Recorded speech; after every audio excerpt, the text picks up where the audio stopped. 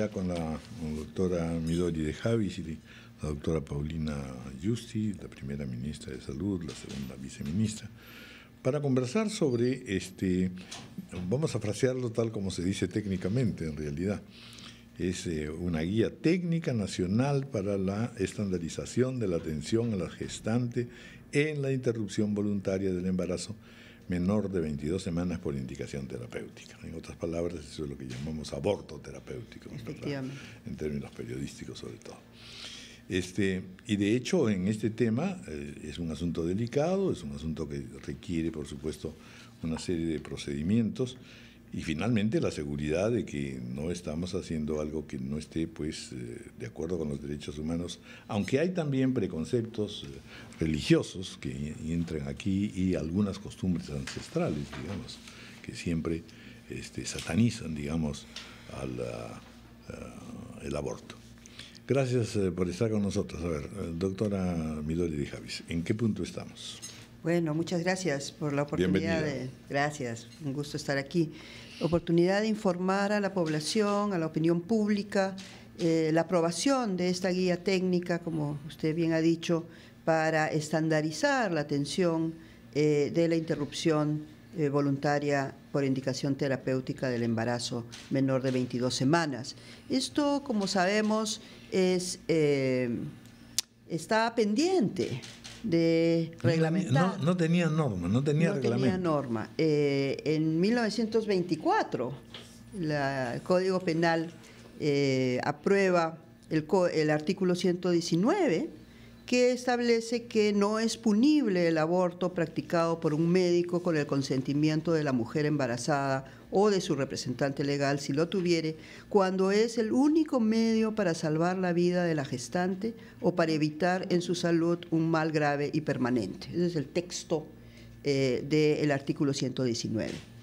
Han pasado todos estos años, 90, y lo que ocurría era que progresivamente y lentamente los hospitales, particularmente públicos, han ido sacando sus protocolos ad hoc, digamos, ¿no?, propios de cada institución.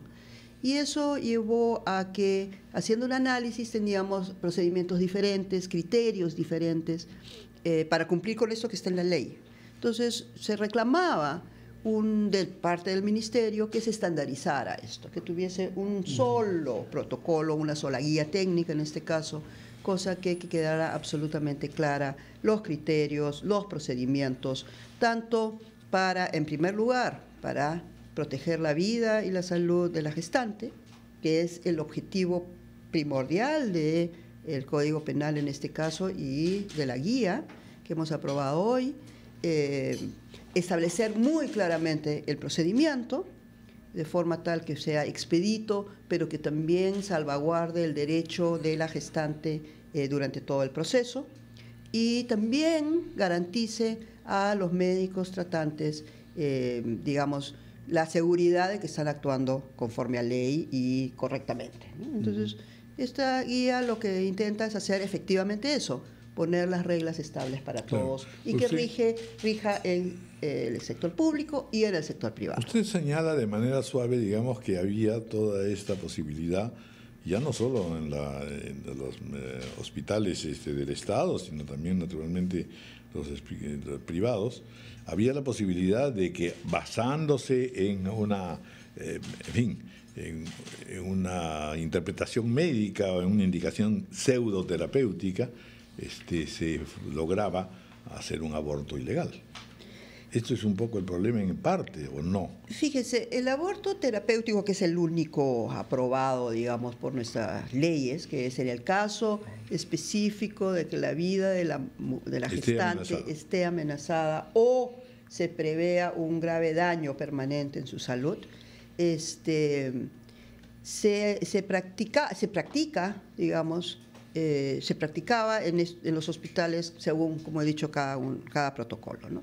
Cualquier otra causa está penada por ley. Entonces, nosotros nos hemos restringido a mirar los protocolos que para esta causa, para esta razón, estaban siendo utilizados en los diferentes ministerios, hospitales, principalmente el Ministerio de Salud, ¿no? Ahora, ministra, de hecho que en esta decisión lo que hay detrás es que se decide o se privilegia una vida sobre la otra, ¿no? Siendo que ambas están protegidas por la Constitución. Por eso la pregunta es, ¿qué cosa tiene que pasar para que los médicos decidan privilegiar una vida y acabar con la otra? Porque eso es lo que pasa en el aborto. Entonces, la preocupación que hay es, ¿qué razones son esas? ¿Qué causas pueden generar? ¿Es una lista larga? ¿Es una lista pequeña de casos? Fíjese, yo le voy a pedir a la doctora Giusti que pueda dar los alcances más clínicos del tema. En estos casos estamos frente a una altísima probabilidad de muerte de la madre y del feto, de ambos. Y en estos casos lo que... O sea, el riesgo tiene que ser para la vida de ambos, no de uno. Claro, lo que ocurre es que en estos casos, que están listados las entidades clínicas en la guía, frente a lo que estamos es a la muerte de los dos. Y se privilegia, de acuerdo a nuestra legislación, a la gestante, salvar la vida de la madre. Bueno, pero en el caso, por ejemplo, a ver, doctor, explíquenos estos casos, porque claro, pueden haber casos, digamos, que se intuya o se tenga la confirmación de que hay malformaciones o defectos del feto que van a hacer que salga un ser, con serias dificultades. Por ejemplo, en ese caso se autoriza o no el aborto. Hay pues toda una gama de situaciones médicas y de informes, ¿no es cierto? Pero insisto también en que existe de todas formas una irregularidad permanente en este país con relación al aborto, usando siempre un argumento de que se trata de que había una situación de peligro extremo. Realmente con la guía se ordena el manejo del diagnóstico aborto terapéutico, aborto por indicación terapéutica por riesgo de la vida o de la salud de la madre, ¿no? Hay una lista de condiciones en las que se va a poner a consideración de la gestante la posibilidad de interrupción del embarazo. Tengamos en cuenta de que estamos hablando de un embarazo de poco tiempo, de menos de 22 semanas. En ese periodo el feto no es viable. Si nace, digamos, no tiene ninguna posibilidad de sobrevivencia porque es muy pequeño. Entonces, si la madre fallece, el bebé no va a vivir. Entonces, por eso es que se dice, ante un riesgo de muerte de la madre, lo que se ve es salvar una vida, porque si la madre muere, el feto no va a vivir, ¿no? Nuestra legislación no contempla el caso de aborto por malformación fetal. Entonces, esta guía detalla las condiciones de la madre que pudieran llevar a la recomendación de una interrupción del embarazo con consentimiento informado. Y se crea la figura de una junta médica, es decir, sabiendo que la tecnología ha avanzado mucho desde que se dio esta disposición en el Código Penal, han pasado 90 años, y que muchas de las condiciones que inicialmente se consideraban que podían ser necesidad de interrupción del embarazo ya no lo son, porque la medicina ha avanzado. Hay una evaluación individual de cada caso, ¿no? Puesta el médico tratante en conocimiento de la madre que hay un riesgo, se convoca una junta médica que va a tener por lo menos un especialista o un médico con experiencia en el manejo de la otra enfermedad de fondo que tiene la mamá, y se evalúa y se decide si es necesario o no el aborto, ¿no? Y de ahí se procede si es que la gestante consiente, ¿no? Y se procede a la interrupción por salvaguardar la vida de la madre. ¿Y cuántos casos son esos, insisto, más o menos? Estimamos que entre 15 y 20 casos al año. 15 y 20, sí, que no tienen solución. Nosotros hacemos una relación de muertes maternas. De las muertes maternas hay unas que se clasifican muertes directamente relacionadas al embarazo sangrado, qué sé yo, y hay otras muertes por condiciones asociadas. De esas nosotros tenemos al año entre 15 y 20 que son debidas a enfermedades. Claro, pero perdón, son casos que no tienen solución aquí en el Perú y en ninguna parte, porque pasa a veces que, por ejemplo, hay cosas que no se solucionan acá, pero se pueden solucionar afuera. Claro, pero hay enfermedades que ya están muy avanzadas, ¿no? Un paciente con una enfermedad qué sé yo, con un cáncer que requiera una quimioterapia, una radioterapia, y eso no va a ser compatible, o sea, y que no puede esperar los 9 meses hasta que nazca el niño. ¿Y si el niño está bien? ¿Ah? ¿Y si el niño está bien? La madre va a fallecer, y van a fallecer los dos. Ese es el riesgo.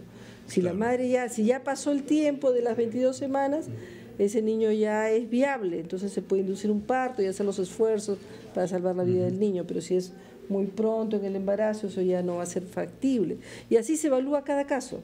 Claro. No es cuestión de decir todas las pacientes que tienen este diagnóstico necesitan un aborto, sino decir, en este caso individual vamos a hacer una junta con la mejor conocimiento disponible y se va a hacer una recomendación. ¿El Ministerio de Salud tiene necesariamente o tiene ya una legislación con respecto al aborto en general, al aborto ilegal?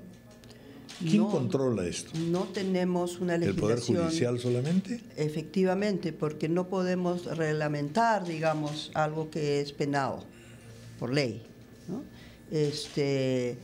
Y como digo, solo en el caso de que esté en grave daño o riesgo la salud de la madre y haya un inminente peligro de muerte, es que el Código Penal nos autoriza a... De modo que en realidad se trata de una adecuación y modernidad en un tema que lamentablemente ha estado por tantos años desatendido, ¿verdad? Efectivamente. Muy bien. Y que entendemos que tiene que ser explicado a la ciudadanía justamente para no confundir el tema con el otro fenómeno, que es penado, que según nuestra legislación no puede ser reglamentado y que constituye también un problema de salud pública de alguna manera, ¿no? Muy bien.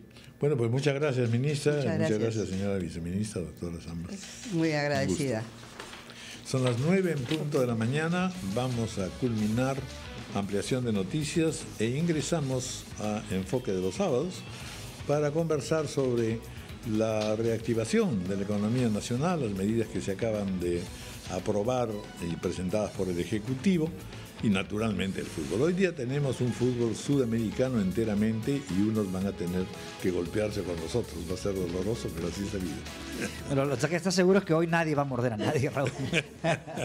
Eso sí, ya nunca más habrá esa mordida, de ningún tipo, ojalá fuera.